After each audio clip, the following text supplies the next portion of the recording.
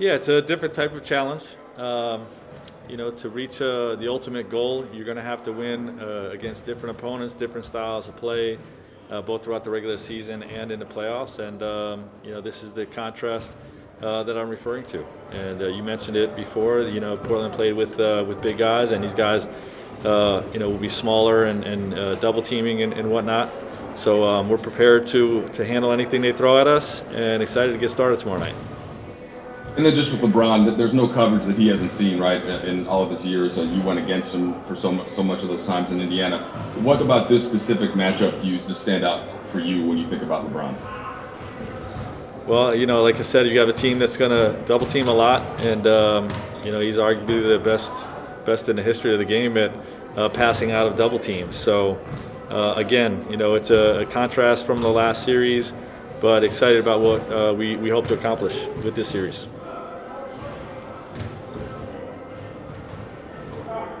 All right, over to Dave. Hey, Frank. What can you glean from that game you played against the Rockets back in, I guess it was February? It was kind of the start of this lineup shift for them, and obviously you guys lost, but I don't know what you can learn from that and apply to this series. Well, it's a regular season game, so you don't overreact to any regular season game. Come playoff time, it's a different approach entirely. In studying that game, we did a lot of things, sort of experimenting with perimeter double teams, and we did that throughout the season. Some things we liked, some things we didn't, and you learn from those lessons and take it into this series in terms of formulating your plan. I do know that we turned the ball over way too much in that game. That was probably the biggest thing that cost us. But some things that we'll do very differently. Throughout this playoff series, as opposed to a game in the middle of February. Hey Frank, it's Bill. KCP indicated yesterday that there was going to be a team dinner to watch Game 7 last night. Did you guys all watch that together? And then, if so, I'm just curious what that environment was like going down to the last second. What it was like watching it as a group. We did not watch it as a group. We did have a team dinner, but it was over by 9 o'clock-ish. So we got back to the hotel, and I'm not sure if the guys got together afterwards, but the coaches dispersed and watched it in our rooms.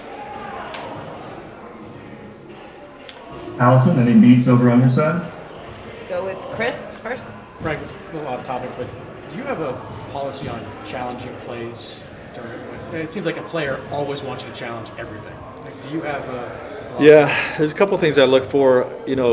First of all, it has to be egregious and obvious and of great value if I'm going to use it in the first half.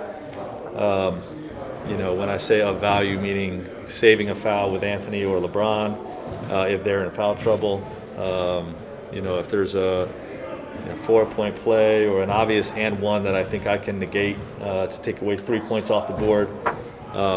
I may use it, but I really prefer to save it for the second half, even the fourth quarter, just to see what happens. And the analytics people tell me I should use it every game, but if you have that approach of holding it till crunch time, you're not going to use it every game. So it just is what it is. Do you have guys that you absolutely trust when they say I didn't get the foul, and guys that you absolutely do not trust? I don't trust any of my players. That's a joke. Sort of. Go with Kyle Goon, please. Probably hinted at this in the last week, but is a starting lineup change a real possibility for you tomorrow? And if, depending on your answer, how important is it in this series when the rosters are so starkly differently built in terms of size? Is it going to be to bend their will to match the rotations and lineups you want? We'll see tomorrow night. Yeah, I'm not going to reveal my hand. We have the ability to play with Anthony at the 5 or with two big guys out there with Anthony together. And, we played a blend of both in every game all year. And, we'll see how the series plays out. Tanya Ganguly. There was a fatigue factor in the last series with Portland having not had very much rest before they played you guys, and you guys being able to sort of preserve your guys through the seeding games. Now you're facing a team that just played a Game 7 and has one day off and then gets right back into it. Do you think you can? Is that something that you will look to sort of take advantage of again? No, the fatigue factor is one of those things that you measure after the fact. You don't really try to attack it. I mean, unless you're going to try to run more, but we're a running team anyway, so it's not something we sort of target and try to take advantage of. And I actually think that, teams that play a game 7 in the next series going against a team that has been off, I think has the advantage, because your senses are sharper, you're playing in that environment where every possession matters.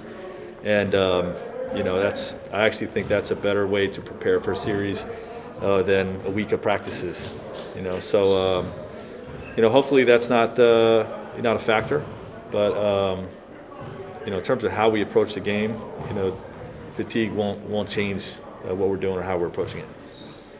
Sam Amick?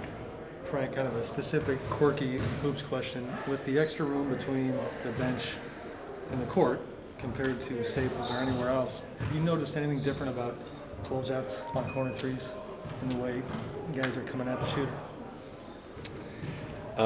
Not really. I think within the lines, you're just trying to get to the shooter. I don't think when there's fans right behind them that they're pulling back more. You see guys diving into the stands all the time, so I don't think there's much of a difference.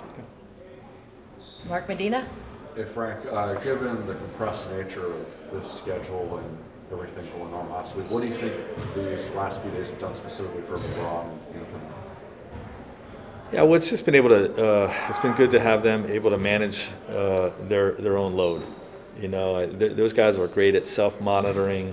When they need to get into practice action, how much they want to be off their feet, and the ability to do that hopefully will benefit them in this series. But obviously there's the rhythm and timing thing that comes into play as well. So I think in the big picture it's been beneficial. All right, well, I'll just take the last couple. TC, back to you. Yep, let's go to Anthony Slater.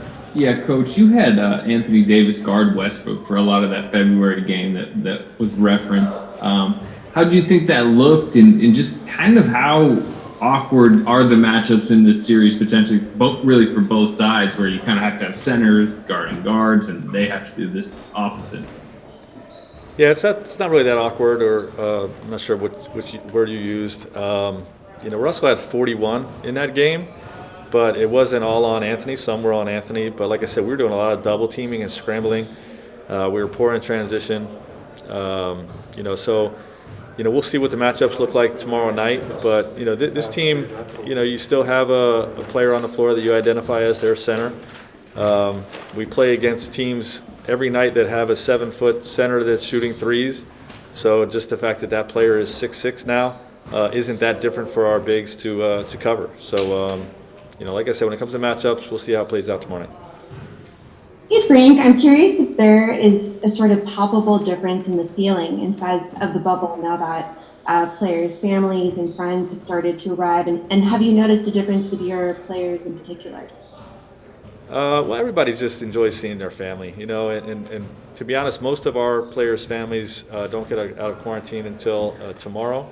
So, we haven't seen a big difference yet, but you do see some people around the campus, and then obviously it's always good to see family around.